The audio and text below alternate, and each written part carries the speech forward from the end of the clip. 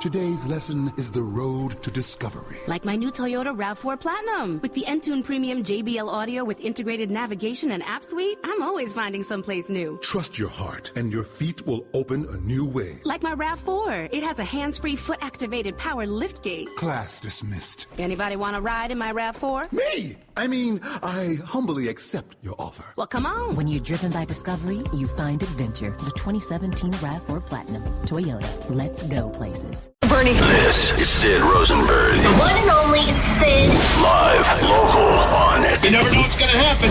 Exclusively. What is this? 77 WABC. Woo!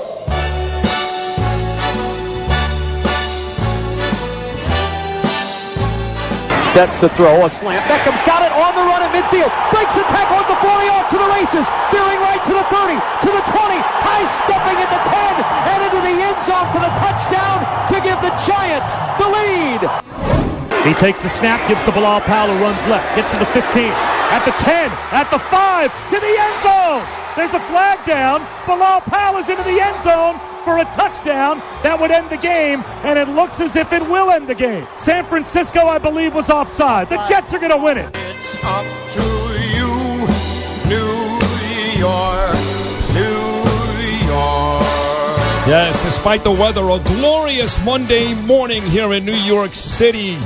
Welcome back to the Bernie and Sid Show on 77 WABC. Not often. That is a brutal ending, by the way, guys. That is brutal. Oh, I messed up. My God. Damn it. I mean, Jesus What the Christ. heck happened? Sorry, Mike Breen. Not often on a Monday morning we can come back and say both the Jets and the Giants won a football game, and they both did in pretty exciting fashion. So we figured before we get to Donald Trump and Russia and all the important stuff, why not revel a little bit in a Giant win on Monday? Give our local guys some props. Yes. And particularly the Jets. An overtime win. Oh, why is that? Just a very, very good symbolic win, depriving that punk of a victory. Colin Kaepernick. 12 straight losses now 12 for the straight. San Francisco 49ers. That is beautiful. So Todd Bowles, let him keep the job. Forever. Forever. Give him another year. Lifetime extension, even though the Jets are 4-9. Why not? Giants are 9-4. They're for real. They've beaten Dallas twice. But the other part about that open, which is fun, besides the Jets and the Giants celebrating victories,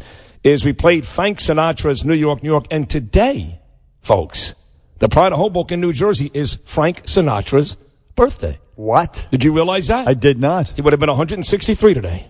That's a lie. Yeah. Well, even something, I don't know. But the greatest crooner and singer of all time. But please, we could argue all day long about whether DMX is more exciting than shut up. Culture Club, but listen. Don't tell me Frank is not the greatest singer of all time. You make it sound like I'm some knuckle-dragging troglodyte. You're close. I know. I gotta Frank be honest, Sinatra. you're close. You kidding me? I know Sinatra inside and out. Greatest of all time. Major fan. Greatest of all time. Right up there. All right, with who? Look, I can sing many of his old songs verbatim. I'm sure you can. Up there with who? The Christina Applegate. What was it? Married with Children. That song. Love and Marriage. That's not even one of his best songs, but that's fine. Young at Heart. Give me "Fly Me to the Moon." Let's hear you sing it. I don't want to sing it. I want to hear you sing it. Fly me to the moon. That's not bad. Da, da, da, da. In the good old days when I used to drink at my family's bar mitzvahs and weddings, and even my very own wedding going on 25 years, I used to always sing "The Summer Wind" by Frank Sinatra at all the family affairs. There's a lot of video of that, and I was very good at it. You know, my wedding song is to a Frank Sinatra song, and I can't remember what my wedding song is. You Look Lovely Tonight? It might be that one. You are. I know, Vic gets so mad at me. He's like, how could you not remember? I can't remember. I'm sure he won't be mad now that you've admitted it to millions of people listening in New York. I remember the song that was playing in the car the first time he banged me, but I have a... I do. What was it? Okay. No, I don't remember. He would have been 101. 101? Yeah. Jeez. But look, as I said earlier, my favorite is Young at Heart. Oh, that's a great song. And if you should survive till 105, think of all you derive out of being alive. This is the best part.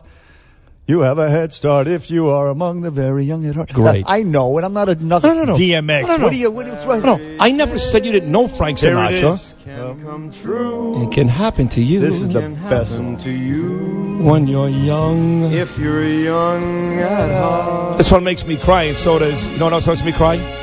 For it's hard. But this shouldn't make you cry, though. It does, though. Very uplifting. I know, but Send in the clowns. I love that doesn't. If you're young at heart. When I was 17, Oh, it was that a one, very yes, good it- year. Don't want to hear that. Oh. That's so that's sad. sad. Don't want to hear that. This one is uplifting, no matter what. Young at heart. Come on, you could be 85, 95. Yeah, but I'm turning 50 this year, and even though I tell everybody it doesn't bother me because I do look great, I got to say myself, look great. I will but second I'm that. getting old. I mean, I'm going to be 50. 50's That's old. all right. I'm well into my 50s. It ain't no thing. Ah, you're old, Look, bro. But you still act like you're 10. You know the best thing? Your parents are the best. They go, listen, Aunt B died today. She was a young woman. She was 84. She was a young woman. 84. So I'm hitting 50, you know. I hear this song. It reminds me of throwing a baseball around the Marine Park when I was 9. Yeah, Kirk Douglas just turned 100. You got to look at the glass half Kirk full. Douglas. And Kirk Douglas, how's he been the last 20 years? You ever see him on stage? He had a stroke. He had a stroke, and his he can't speak. His motor functions are a little. Yeah, I don't want that. Take me at 80. Take me at 80. No, I don't but need that. you know what? He's fine. Food tastes good. How do you know that? Because I've seen him. I've heard him interviewed. He's in better shape than his son. No, that's probably. Well, Michael has been sick. Michael, got cancer from cunnilingus. That is true. That's a true story. And if you're Catherine Zeta-Jones, you got to feel horrible, right? But Kirk got to see him survive all that. I guess. You know? That's Kirk. quite By the way, the detective story, Kirk Douglas. Yeah. Fantastic. I mean, now you're going way back. Yeah. Way back. There was the one Western with Anthony Quinn. Oh, sure. You don't know. 1960s? No, this is the 1950s. No, even worse. Anyway, he was great. He was a man's man is what he was. Well, so was Frank. Who was more of a man's man than Frank Sinatra? Well, Frank Sinatra. Kirk Douglas was a man's man. Frank Sinatra was a stick figure. Frank Sinatra spit in Kennedy's face. Frank Sinatra couldn't beat up Jill. Don't worry. He had people that could do it for him, okay? That's a good point. And when Kennedy told him, you stay away from the Sammy Davis, you stay away from him, the Schwarzer, he said, you know what? Don't tell me what to do. Don't tell me what to do. And you got to respect Frank Sinatra for that. And he went right over to Nixon.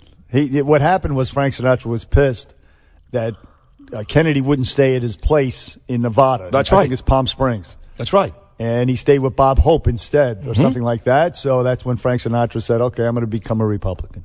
Where was Sinatra on November 22nd, 1963? Does anyone know? You know, here's the thing with that. I think it was actually Joe DiMaggio was in on that conspiracy. He may have been. Because he's pissed that they killed Marilyn Monroe. Kennedy was hosing Marilyn. Him and his brother, both of them. Right. 2-on-1s. Where was Joe DiMaggio? On the grassy knoll. No doubt. Crying over his Mr. Coffee. Thank you. Where's the Warren Commission when you need them? If you really think about it, there's like 30 people you could have involved in that one, right? From San Giacomo to Fidel Castro to Lee Harvey Oswald to Joe DiMaggio. I mean, there was so many to Lyndon people. Baines Johnson. Yeah. You're right. Look what he had to gain, Lyndon Johnson. That's it. Right? Look at motive. I mean, come on. What do I mean, do I have to be, Lieutenant Crockett? You don't. And that's why Donald Trump's got to be careful. This whole love affair with him and Russia. And everybody he wants to hire who's in bed with Russia. All of them. Manafort, the new Secretary of State, Donald himself. He better be careful. Well, it's a good thing, though. See, I think it's a good thing. Right. I got no issue with it. But I will say this. If you're sincere that you really believe, not Mitch McConnell, who's full of crap, or Paul Ryan, but if you really believe in your heart of hearts that Putin and the Russians are the enemy, you really believe that, then this becomes very, very scary. I personally But if you believe that, you're misguided. Yeah, but I mean, they're not our friends. I think they're misguided. They're not our friends. They're out for themselves. But if we can get along with them and work with them, I know Bush went into it thinking they're our friends, and he got suckered. Right. Hillary went in, and Obama went into it, and they got sort of suckered into the Iran deal and other things. But maybe Donald Trump, because they seem to be two peas in a pod, two alpha males who kind of get along or whatever. Yeah. We'll take it. Listen, I'm with you. I'm agreeing with you. But I'm telling you, like Mike Lupica, for example, who I saw this morning on television, he really believes, or he expects us to believe, he believes that the Russians are enemies, that they are evil, that this is a plan, grand plan for the grand empire, and eventually this will come back and bite us in the ass. If you believe that, all these hirings by Trump are dangerous. But I don't believe it. People on the left, like Lupica, they hate the Russians right now because of what they did. They hacked the DNC emails, and they exposed them to be a bunch of hateful, the Catholic hating, mocking black people's names. So you do think that? And also so you do think then the Russians hacked those emails, made them available to Assange, and made them available to us? The cheating, yes, the cheating that they engaged in with the CNN and the collusion with other media outlets really embarrassed the hell out of them, and it was all true. It was true, and I think it affected the election. That's why people like Lupica searching around for an excuse as to why Trump won. First it's the Comey letter, now it's the Russians. But, yeah, they're bitter, and they okay, so now Russia is the Soviet Union all of a sudden. Forget about being bitter. And look, you made a great point that I missed this morning, that the fact that she stayed home and didn't go to Michigan and didn't go to states that she eventually lost hurt her too. But if it's true, and I do think it's true, I do think the Russians hacked it and made these emails available. How could you say it had nothing to do with the election outcome? That's silly. I don't know what the percentage is, but of course that's what there's no empirical evidence that it did. There's none. Nobody took any polls about it. Okay, of course it couldn't. But it couldn't help. It couldn't help. I mean, the fact that they were stone cold busted cheating. But my response to that is don't cheat. I mean, why didn't Hillary Clinton say, "Listen, I can't take these questions from CNN for the debates"? That's fine. That would be cheating. Instead of accepting the questions. Well, listen. So you know what? I have no sympathy. But those are two. We're not looking for sympathy, and those are two different arguments. Don't cheat is right, but the argument is, did the Russians hack in? We both believe they did. And if they did hack in, it's silly to say it had zero outcome on the election. Either way, doesn't matter. I don't even know. The effort here is now to delegitimize Trump. Well, let me ask you this. Delegitimize means nothing. We both know that. Who cares? He's won. He's going to be the president, and we both hope he does great. But could they impeach him down the road if, in fact, they find there was some type of collusion or something? If they find something like that, I'm sure they could do something. Yes, they would. Well, actually, the Republicans control Congress, so it would be difficult. I doubt if they would. But first of all, as I said this morning on the Iman Show, I said, why is Obama even tipping his hand, alerting any potential hackers that were conducting an investigation? Just shut up and do the investigation. That's his style. He'll say, listen, tomorrow in Iraq, we're going to send over 300 jets. We're going to, he has forever, from day one, given away everything. Just shut up. Loose lips sink ships, A. And B, how about looking into how Hillary Clinton, while she was Secretary of State, your Secretary of State, Mr. Obama, President Obama, sold 20% of our uranium to the Russians for a profit. They received a profit through the Clinton Global Foundation. I mean, why not? Why isn't that being investigated? Well, we already know. Well, she lost. That's why. Well, I want to know what happened there. There was some. Okay, but then if I say to you that was before 2011, and in 2011 when Putin won, Hillary Clinton was yelling and screaming the election was rigged in Russia. Ever since then, Putin's had a hard-on for Hillary Clinton, making it even easier and much more enjoyable for the Russians to hack into the DNC with the intent to make sure she got beat. The bottom line, and you may be right, but the bottom line is that this, in my opinion, is a manifestation of the collective nervous breakdown of the left. They can't accept it. They're still in denial. And I say, let's get along with Putin. Crimea, who cares about Crimea? Yeah. What do I care about the Ukraine? Screw him. Yeah. You know what? It's a new order here. Yeah. Putin's not a good guy. Nah. Whatever's in our interest is what matters. Let's worry about Staten Island, not Crimea. You know what I'm talking about? Not really. 1-800-848-9222. Bernie and Sid back after this. When I was 17, it was a very good year. Is he crying yet? It was a very this song makes me look at poor Sid. I'm crying. Oh my God, he's wrapping his belt around his neck. I think this was playing in the background when Robin Williams. Stop it. Back on the Bernie and Sid show on 77 WABC. Let's go straight to James. Wait, before you do, I got go to James. I have a story I got to share with you next hour. Okay? Yes. It's an African story. When you can't get it up in bed with your wife, you're not going to believe what they make these guys do. What? Really? You're not going to believe in Africa? I'm going to put it to you this way. 2 kids couldn't bang their wives in Africa because they couldn't get it up. They had to do some type of tribal ritual. They're both dead. That's coming up next hour. Oh, boy. How can you follow that now, Bernie? Now go to James. Look, how can you get it up at the point of a gun? Essentially. Or he sent a gun. Well, that's what I mean. That's the point. Oh. Wow. Okay. All right. That's a nice tease. James from Long Island. You follow that. You're on with Bernie and Sid. Good morning, James. Good morning, gentlemen. How are you? Enjoy the show a lot. Thank you. Thank you. I just have to say, even if, for sake of argument, if the Russians hacked the DNC, okay, and then gave all the information to Assange, doesn't it just prove what the DNC thought of the American people? That we were all a bunch of schmoes, that we can't live without the government? They were very dismissive. They dismissed Bill Richardson and the Hispanics. They dismissed the Catholics. They were hateful towards the Catholics. And they cheated. They colluded with the media. And the hell with them. That's what I say, James.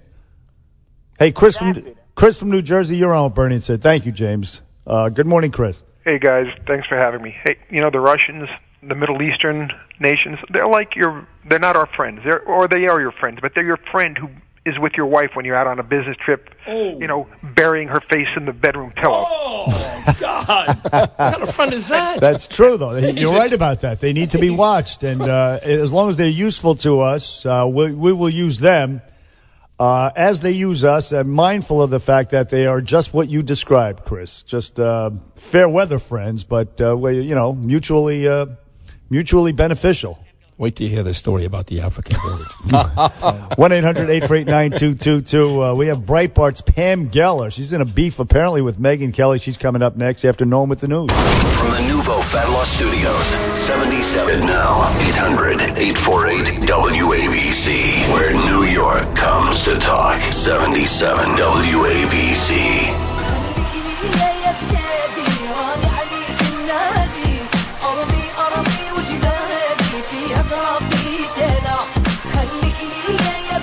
What are you doing? This was Jill's wedding song. Now I remember.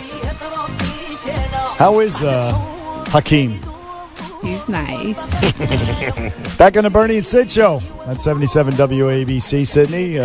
We have a guest on the line. Big-time guest, political activist, commentator, writer. Some would say antagonist. I would say warrior in the fight against the Islamic terrorist savages. I would agree with that. How about that? She's a very good friend, back for a second time. We love her, Pamela Gellar. Pamela, Bernie, and Sid, how are you this morning? Hey, Bernie. Hey, Sid. Very well, thank you. And she writes for Breitbart, by the way. Pamela Gellar, she does. She writes for the racist Steve Bannon? The pro-Israel advocate, writes for the anti-Semitic Anti-Semite? I know that you actually were on television not that long ago, Pamela, or Breitbart, I should say, talking about that when in fact Trump picked Bannon and all the outrage about Bannon and anti-Semitism and all that. And it's nonsense, right, basically? Well, I mean, it's interesting. It's the ultimate projection where you have a fake news story calling Steve Bannon an anti-Semite. First of all, I've worked with him right after Breitbart died, sadly. As you know, Bannon took over, and I've worked with him for years. And he is very pro-Israel, always been a supporter of the cause, always asking me for articles on Israel, so on and so forth, launched Breitbart Jerusalem. I mean, it's so absurd on its face, but this is what they do. This is what the left does. They murder your good name. Well, let me ask you this. I'm not denying any of that stuff because you know better than me. You worked with the guy and for the guy, and it's probably all true, but then why would he say what he said to his wife? Or you're just basically calling his ex-wife a liar? That he doesn't want his kids to go to school with Jews. Why would he say that? I have to say that I don't know if you've read through divorce papers. My wife's a divorce attorney. I know it gets ugly. Yes. I'm sorry, but that, for me, is not evidence. Anyone that's been involved in a divorce or knows anyone that's been involved in a divorce knows that the worst defamation and libel is flung because the stakes are so high. Someone wants the children, someone wants money, and as you know, divorce lawyers encourage this. Sure, they of course. encourage the worst of the worst. That, to me, divorce papers, no. That's not evidence. Not at all. Not at all. And given the subsequent history of Mr. Bannon, it certainly it doesn't hold up. Now, Pamela Gellar, you have been become embroiled in a little feud with one Fox News host, Megyn Kelly, after she said this on NPR radio about you. Take a listen to what she said. Hello. All right. It's coming. Well, she said that Pam Gellar is a hateful person. We got no question. You know, between the free speech rights that he has not defended and the freedom of the press, which he has not defended, it's problematic. And I mean, I called him out on this back before he even declared his candidacy because he was going after Pam Gellar, who there's no question is a hateful person, who held this Draw Muhammad contest down in Texas. Remember this? Mm-hmm. And they got attacked by 2 terrorists. Now she's a provocateur and she's not a fan of anyone who's Muslim. All right, Pam, listen, that's a big fat softball headed your way. Hit it. It's an extraordinary statement by a quote-unquote journalist who's going to pull down $20 million a year. A woman who knows nothing about my work, has never read my book, has never spoken to me, has never had me on a show, but to say no question that I'm a hateful person is extraordinary. What does Megyn Kelly know about my work as a whole?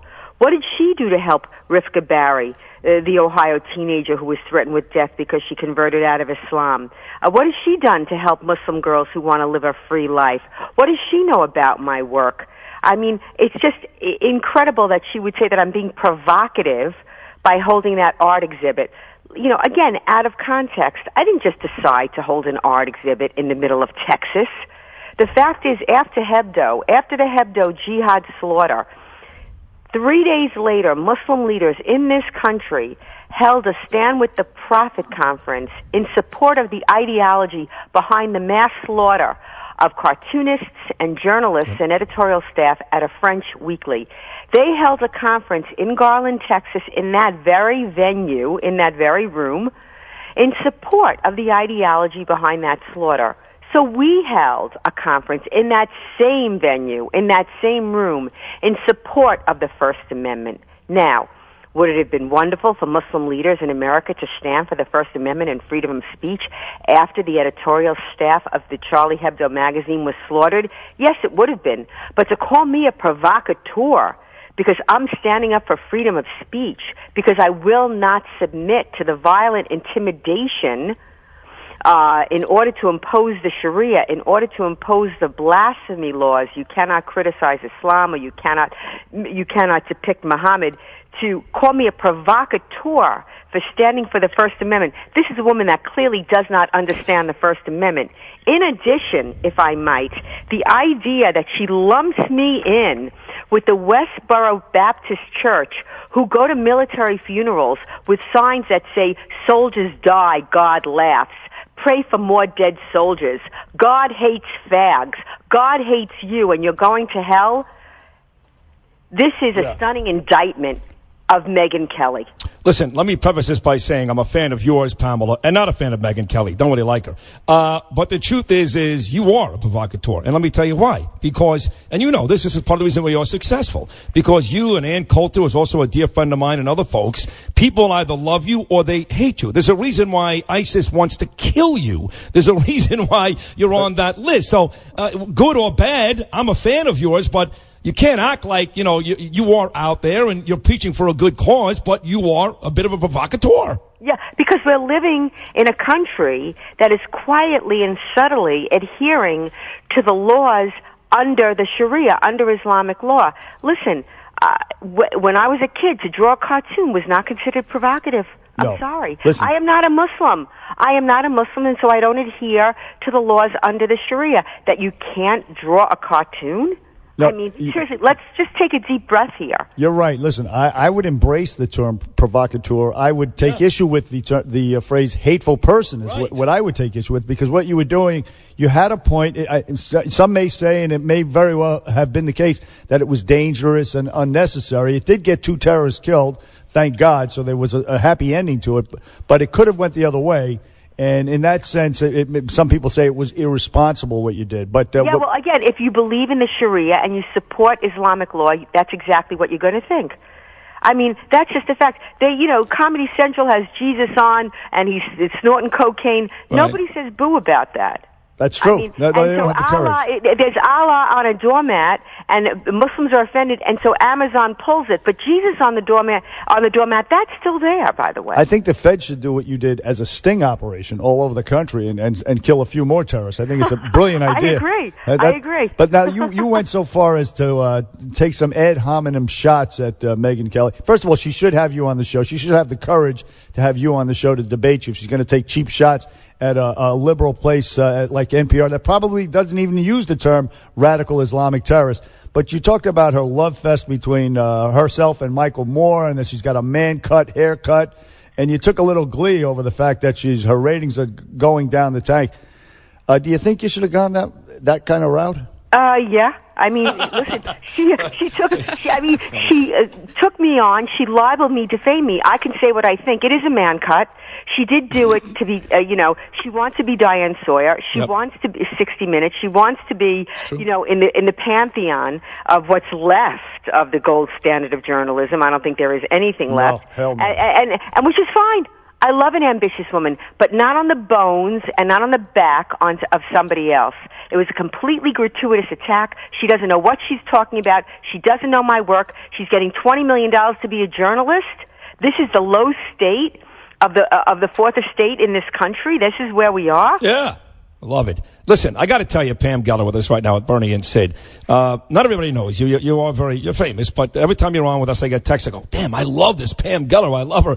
And of course, you wanted Donald Trump to win, which was you're excited about that. But for the folks that don't know you on the history, back in 2015, Donald Trump, the guy that you wanted to win, and he did win, actually came out and said that you taunt Muslims. He wasn't very nice to you. He said that Pamela Gellar is basically a problem. So for the folks who don't know you, how did all that come to pass to the point where you actually supported Donald Trump in the election months ago?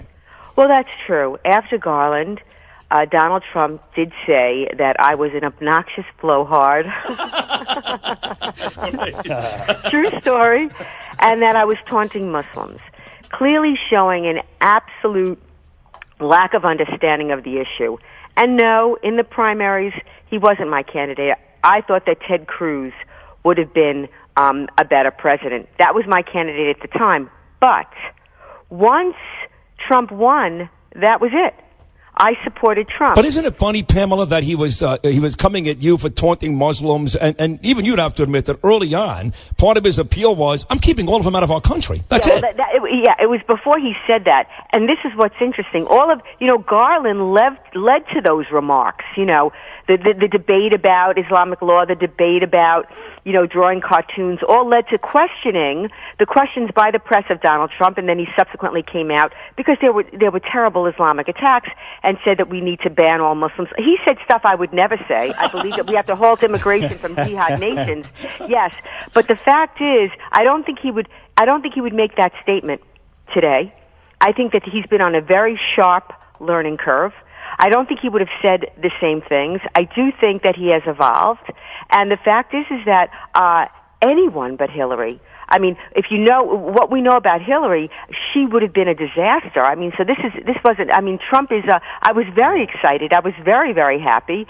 I do think he'll be a great president. I do think that he's not stuck in one place. He's learning.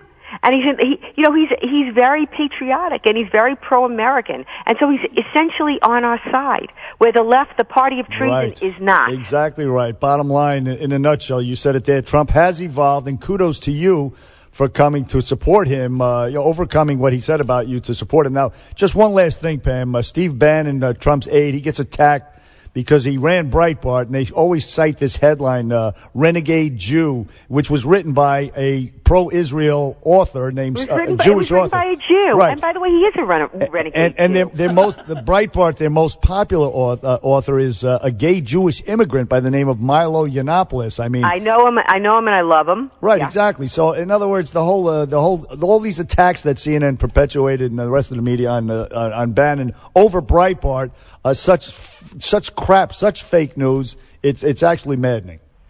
Well, it's what they do. It's what they did to Fox, and let's be honest, Fox is more center than anything else, but because it's not hard left, it's this, fake news conservative outlet. Breitbart gave so many of us, I mean, readers and writers, a place, a platform finally. And it's wildly successful, and so it has to be destroyed. And that's what you're seeing. Yeah. I mean, it's the fake news and all that is absurd on its face. It doesn't matter.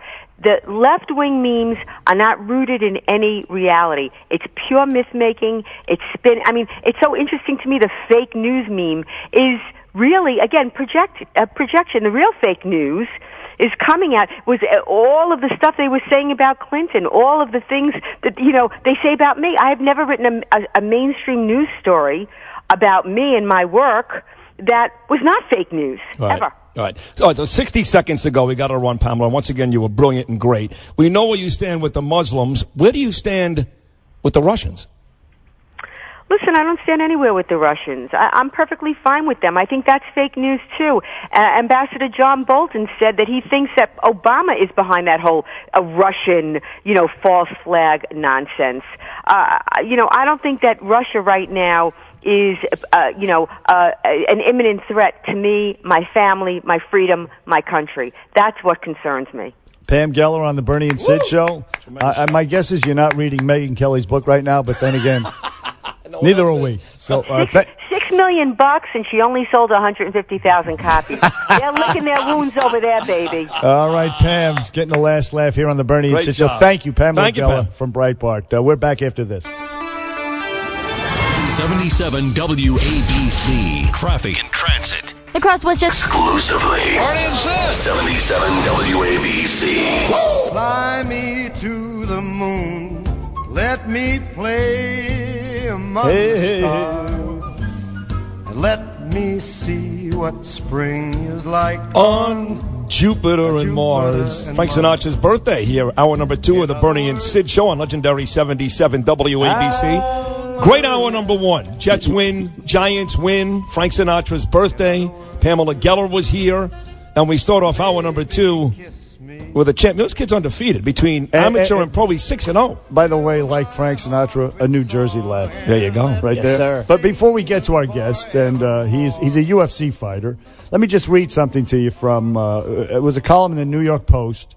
Okay. About a week ago. It's written by a TV producer for NBC Sports, talking about the ratings decline the NFL is experiencing. She cited, among a myriad of reasons, a bunch of things. Is this Linda Stasi? No. Okay, good. Anyway, the name is Mary Pilon. Okay. Former NBC TV sports producer. She says, increasingly, football fans are arguing that the game is bloated with too much downtime. The officiating is clumsy. For viewers at home, replays and commercials have overwhelmed what gameplay actually happens. And then she concludes this. For better or she's talking about the UFC now, it's just exploding. For better or for worse, fans have a new place to celebrate muscles and gore, free from leaden rules and commercial breaks, but filled with intense drama and action. Football, like boxing, will never go away, just occupy a different role in the American zeitgeist. The change will be glacial and not instant, and mixed martial arts may just be the chariot racing alternative of our time. We welcome our guest, welterweight fighter, Mickey Gall. No disrespect to Mickey. That lady is so short-sighted because what she doesn't understand is, while UFC may be 10 times more exciting than football, what she has to understand is sports, team sports, is driven by one thing and one thing only. What's that? Gambling. And as long as you can bet on football, it will forever be the most popular sport in the world. And until UFC becomes a legitimate gambling sport, it will never contend with a sport like that. Degenerate gamblers aside. No, that's what rules sports. In people's hearts. Well, that's. Anyway, the UFC, we have a fighter here. He's going to be fighting this kid. He's a welterweight. Mickey Gall, welcome to the show. Thank you. Good-looking kid, by the way. Thanks for coming. A very good-looking kid. Yeah. And the kid he's fighting, believe it or not, you're a welterweight. You're fighting about 170 pounds. 170, yes. And he's fighting. Weight. A cut weight. I'm cutting weight. I'm cutting weight right now, so I got the big thing of water. Yeah, I see that. Yeah. Okay, good for you. Well, it's tough to cut weight. No doubt about it. Yeah, it can be uncomfortable. Like I was saying before, like I'm having all these weird cravings. Like I usually eat really clean, but I'm craving all the junk right now. How much you have to lose? How much you lose? I started around like 190. Oh, so you lost 16 pounds. Yeah, so I'm around 180 right now. So you got another 6 pounds to go? 10. In 5 days? 10, but yeah, it's water weight. You cut a lot of water. You drink a lot of water. And just stop pee drinking, all day.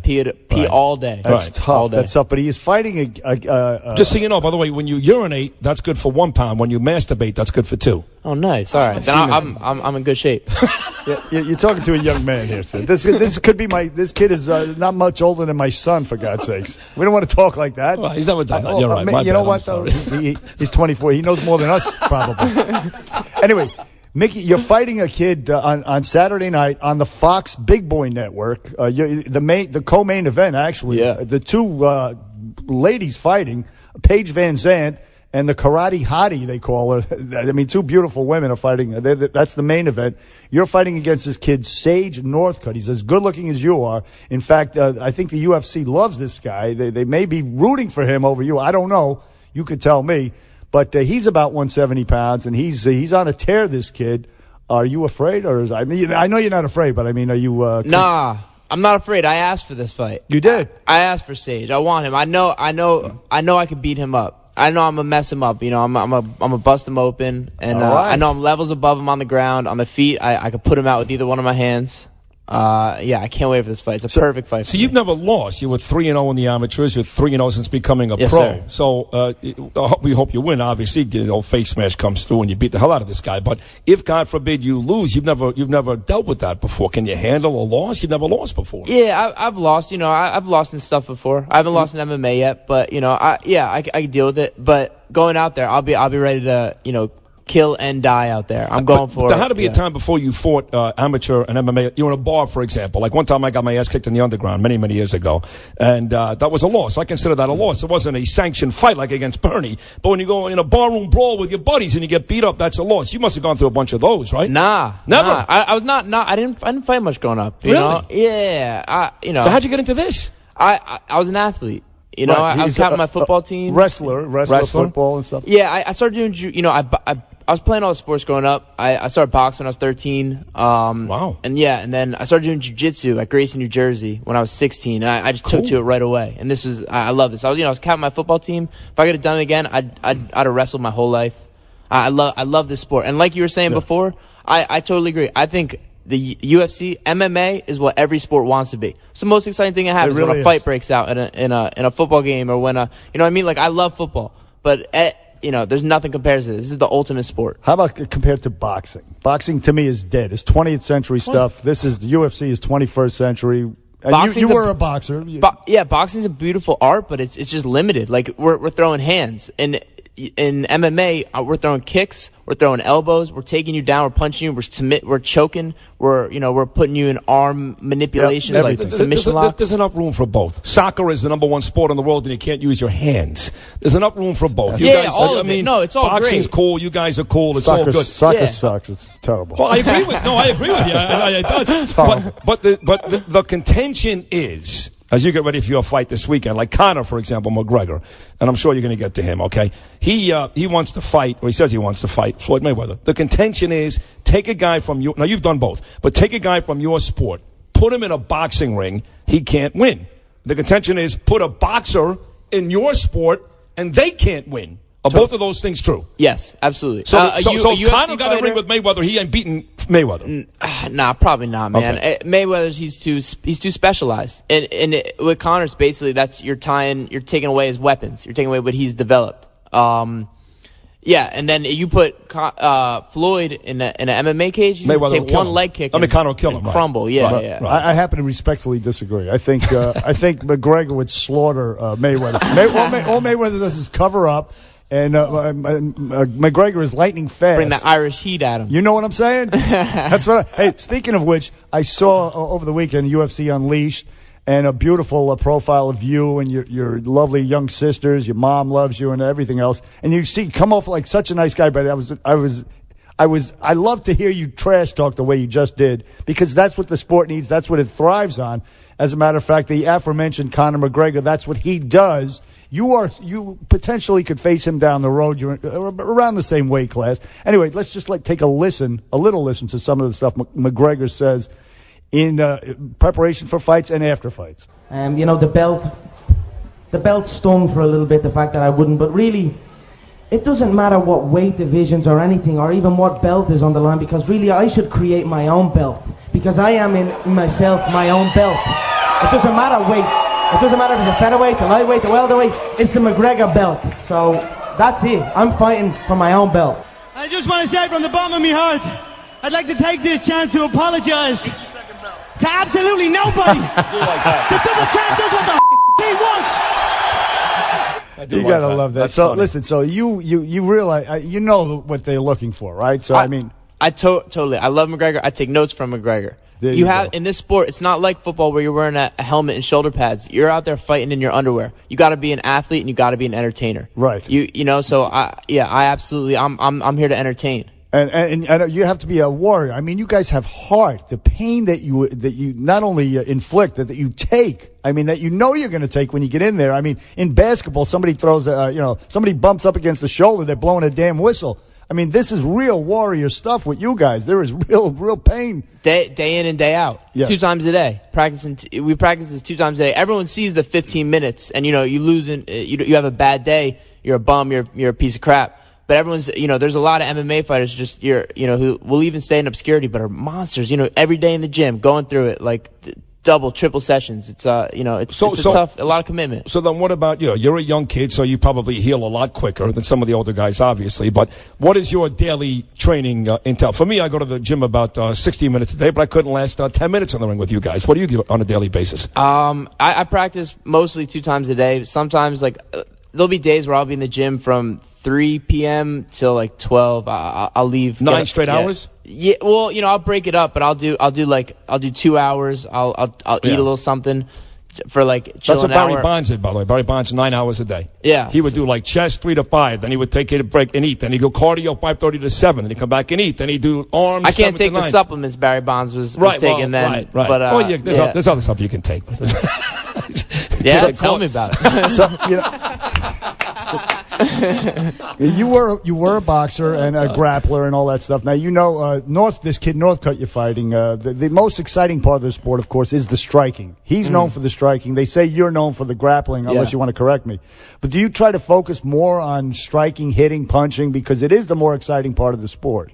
I agree. Everyone's calling this a striker versus grappler matchup, but. Yeah, everyone's gonna see I got hands. I'm gonna get to lay my hands on him Saturday night, and I plan to crack him. I hit him, he's not gonna like that. Yeah, well, he is the favored pretty boy. I mean, is that kind of rankle you? Because you're just as good looking. That's why I wanted him. That's why I want. Right. I want that. His face, man. Yeah. You want to make him look like me, like Sid. Yeah, he's the favorite. He's got a lot of hype around him, and I want to go in there and I want to go eat all that up. So, you're a young kid, again, out of Greenbrook, New Jersey, and like Bernie keeps saying, you're a good-looking kid, you're a smart kid, but this has to take up almost every single second of your day. So what do you do for fun? You have a girlfriend? Do you go out? What do you do for fun?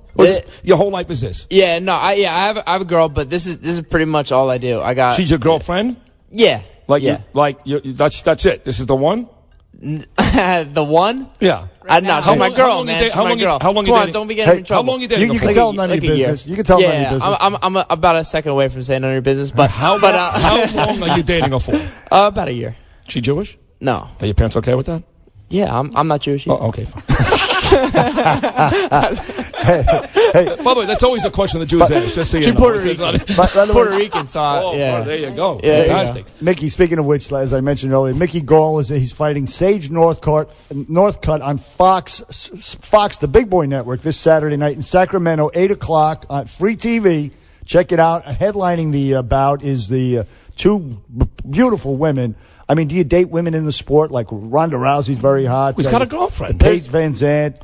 Yeah, there's some cute girls in there, but they wish, man. They wish they could get. Yeah. Right. Okay. All right. He's not like that. You know what? He loves his parents. He loves his sister Jamie. He's got a girlfriend. He's rooted in New Jersey. He's not like that. I'm a Jersey boy. You don't shizzle where you eat. Right. In other words. So anyway, you're going to fight this guy. It's in Sacramento, California, this Saturday night on Fox News. We're out of time, so we're going to wrap it up here. But listen, man, we wish you all the luck. You're a young kid. You got the world ahead of you. I'm rooting for you against this pretty boy. We love you, man. This California pretty boy. You're our guy, bro. Mickey Gall is just to let you you know, though, the last two guys that came in here, they got their asses kicked that weekend. Oh, yeah. I'm out of here, man. I'm leaving. One more question. You don't have a nickname. Why not Mickey Gall? How about Mickey Balls to the Wall Gall or something like that? How about that? I like that one. That's good. Let's do that. Balls to the wall? Yeah, something like that. Yeah, all right. Mickey, I don't smoke Paul Mole Gall or some BS, some bullshizzle. Hey, Mickey Gall, we wish you all the luck. We'll see you on Fox broadcast Saturday night from Sacramento. Big fight against Sage Northcutt.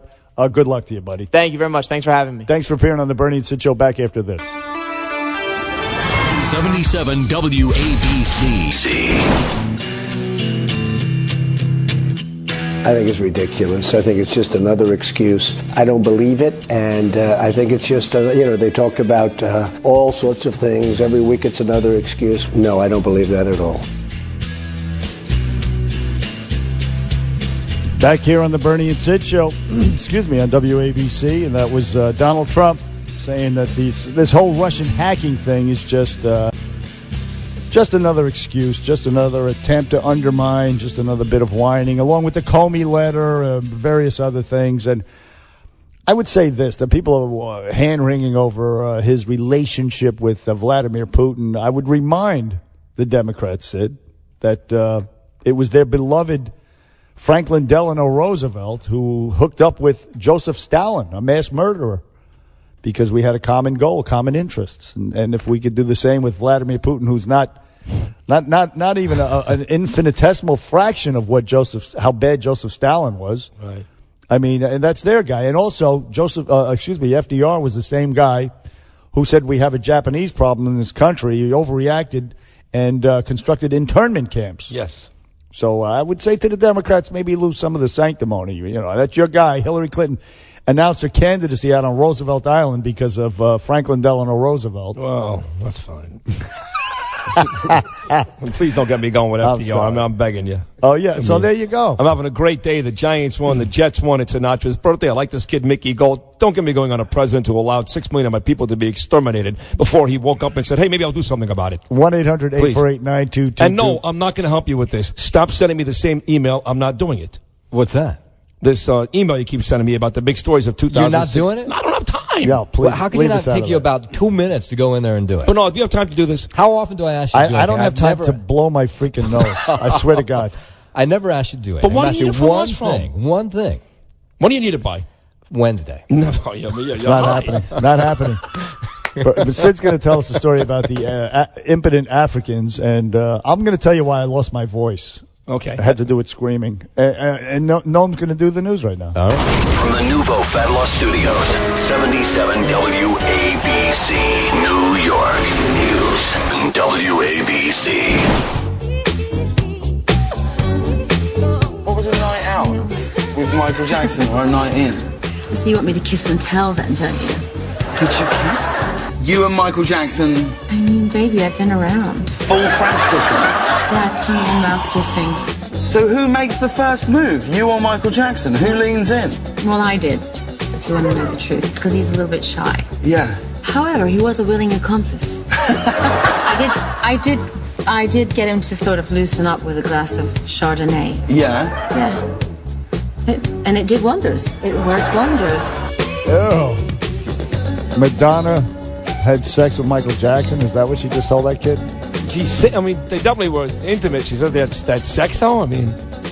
Well, she loosened him up, apparently. He wasn't willing with her. And she says she loosened him up with a glass or two of Chardonnay. But we don't know if they had sex. Was he wearing 2 gloves that night? I think she probably loosened him up by putting on, like, The Little Rascals or something on TV. Or Home Alone. Definitely. He loved Macaulay. It's all about the kids. It's all about the kids, Madonna. Milk and cookies. That's all we want. So gross. I wish she would have said she had. I mean, because I remember he was married to Lisa Marie Presley, and I never bought that. Like, can you put on Lord of the Flies? I think I got a chubby. How about the Disney Channel? Nickelodeon. Now I'm ready. Porn. That's his porn, man. Now bend over.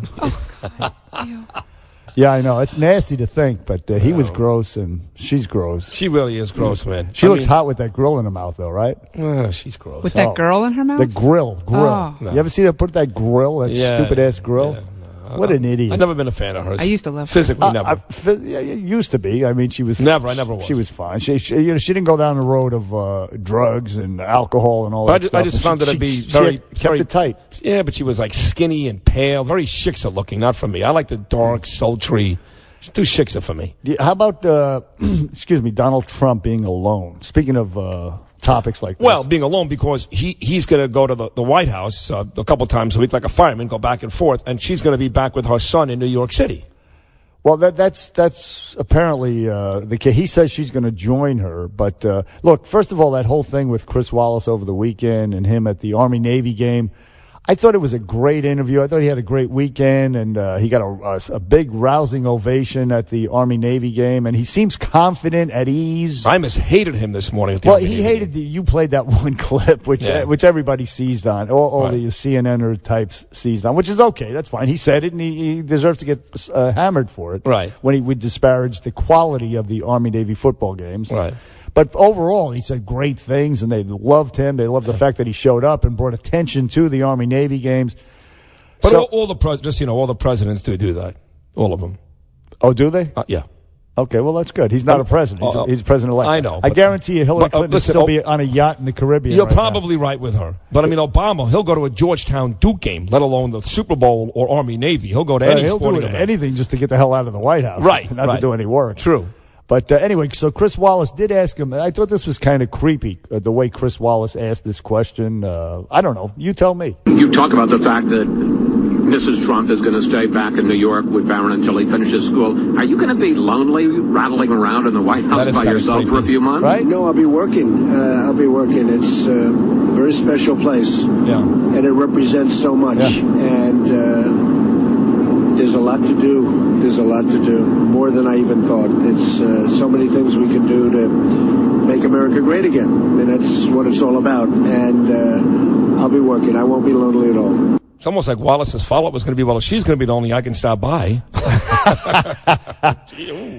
But yeah, I mean, it was weird. Are you going to bring any interns in the Oval? Right. I mean, come on. Sort of right. That's the thinking, or the way it came across to me. Are you going to sneak over to your hotel for a booty call because she's not home or something? It was just a creepy. How's he going to be lonely? He's going to be working. He's 70 years old. He's a man. It is a couple of blocks away. It's a gorgeous hotel. I mean, it really is. But he's not going to. I mean, he's a manly man. The wife's home taking care of the kid. Right. We'll see her when she gets here. Right. So what's he going to be doing in the White House? I mean, he's going to be working, man. Kennedy was a manly man too. What did he do? He's going to be. He's not a perv like John Kennedy. How do you know that? Well, I don't know that's true. By the way, I'm sorry. I don't know if that's true. I don't. Okay. But that's look. fine. Listen. He's got his needs. He's a man. That's true. But he wants to make this country great. Well, let's hope he does. But talking about needs and all that stuff, Dateline South Africa. Okay. Look how excited Flipper is. I can't wait. I've been dying to hear this. I get it. A family from Limpopo, South Africa, is mourning the death of 3 sons who took unimaginable risk to cure an embarrassing family problem. What was the family problem, you ask? Well, the family problem is all 3 of these kids failed to perform when it matters most, during intercourse. All 3 of these kids had their issues in bed. Now, it doesn't say if they were young, if they were scared, I was gonna say, if they were nervous, if they couldn't get... It doesn't say why. Right. All it says is all 3 of these kids were not able to complete intercourse. So in this tribe, in this place in Africa, for hundreds of years, here's what they do. If you can't have sex with your woman, you ready for this? Okay. No. They force you to have sex with a crocodile. What? I'm not even kidding. I thought you said alligator. Crocodile. How is that possible? I knew that there were no alligators in Africa. I thought... No, crocodile. Okay, good. It says for hundreds of years, the ritual is if you cannot save your marriage by having intercourse with the woman, you are forced then to go have sex with a crocodile. Now, the amazing part of the story is that these men in this tribe for years have been able to do that. Okay. But I guess she wasn't in a very good mood that morning, and she ate all 3 of the kids. Get out of here. That's swear to God. How old were the kids? The kids, 16, 17, and 19. Wow. Boner or bug? That's terrible. That is just... Is this unbelievable? How is this allowed to happen? I don't know. It is the strongest reptile in the region is Sangoma. And it says here, the father said, instructed them to go and rape a female crocodile to prove their manhood because they couldn't get it done in bed with a woman, with a human. What source is this news? This is CNN. CNN or The Onion, same thing. No, this is Zimbabwe News. ZW, Zimbabwe News. Oh, Zimbabwe News. Yeah, this is the real deal. The old-aged weeping father who lost 3 sons during the ritual reveals it was supposed to act as a shield that weakens the reptiles after being dissolved in stagnant water to make it easy for his boys to catch and complete the ritual by having sex with the crocodile. But I guess it didn't go that way. Maybe they should have loosened the crocodiles up with a little Chardonnay first. Or KY. Or, some Thorazine. That's horrible. Maybe they should have borrowed something from Bill Cosby before you approach. And were the crocodiles males or females? Females. Because I guess you can have sex with a female crocodile, and they've done this before. You can't with a male crocodile. I guess not. That's some sort of homophobic. They claim that they specifically trust this type of crocodile, the Sangoma, because it's known for treating such manhood problems, and the history of success during this rituals is actually very, very high. The crocodile actually lets you bang her. But not with these 3 kids. Sid, where did you find the story? In the Zimbabwe News. I read it every morning into the Wall Street Journal. I'm not kidding you. Oh, my God. This is horrible. Matt Meany gave me the story this morning. Matt Meany. He was going to put it with Connell McShane's Irish News. But... Okay. Here's a Jeopardy question. Okay. Zimbabwe used to be called... What are the choices? There are no choices. Okay, what is... Okay, I'll give you choices. No, Nigeria. What is Nigeria? Nope. Nigeria is still Nigeria. Son of a bitch. What letter does it start with? This is going to give it away. It starts with a Z. Zimbabwe used to be called Zaire. Very good. Yes. Sid Rosenberg, you get to have sex with a crocodile. I should have known that. That's terrible. God, I should have known that. Yeah, really. Come on. You're a college graduate? Right, I am. I went to more colleges than anybody you know, actually. 4 of them. I loved it so much. Except it wasn't... it wasn't requited, that love, was it? I don't think so, no. All right, let me just make sure I'm not right. Oh, Zimbabwe, you know what? I think you're wrong. Zimbabwe I think Zaire is Zaire. It used to be Rhodesia. Rhodesia, right. That's exactly right. That's why Sid didn't answer, because he was going to say Rhodesia. My bad. All right, so what the hell's wrong with me? Iran used to be called what? Persia. Very good. Come on. And let's see. So I got one for you. Go ahead. Let's see. The capital, Istanbul of Turkey, used to be called. Istanbul in Turkey used to be called. Yep. I should know this, shouldn't I? You should. What does it start with? It starts with a C. Starts with a C. Carpathia. No. Starts with a C. The capital of Turkey. That's right. Istanbul used to be called. It was then a Christian city until the Muslims took over. I don't know the answer to this. Look, Flirty's furiously Googling it.